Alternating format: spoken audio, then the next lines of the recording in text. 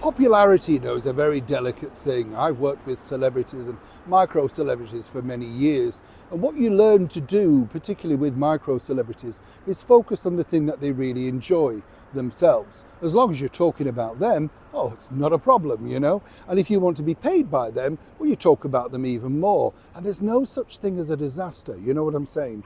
Oh no, if the book didn't sell, it wasn't their fault. If the record was a failure, what do the public know? You're a genius, the sort of thing.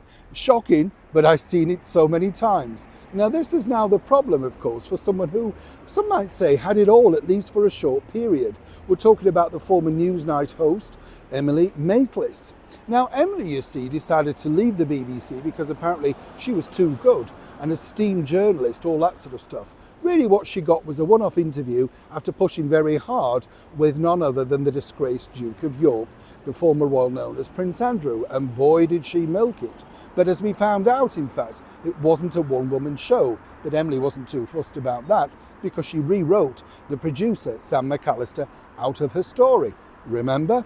But Sam was very clever, you see, because Sam first went and made sure that she had a docudrama made, and that was very successful.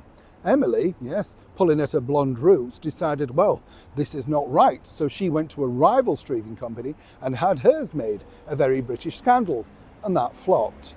Well, you can't win them all, can you, Emily? But the bigger problem now is, of course, she hosts this podcast called The News Agents. And what's fascinating about The News Agents is it's all ex-staff from the BBC.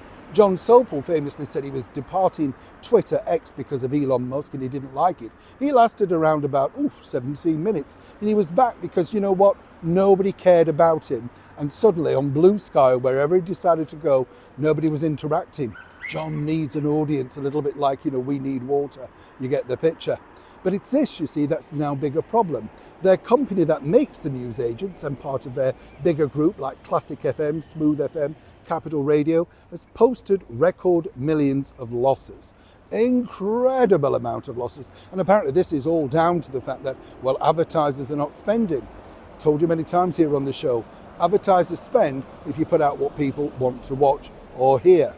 Worse than that though, for Emily, yes, while she may of course have ridden the crest of a wave with the Duke of York, it looks like now Global are going to be making some severe cutbacks.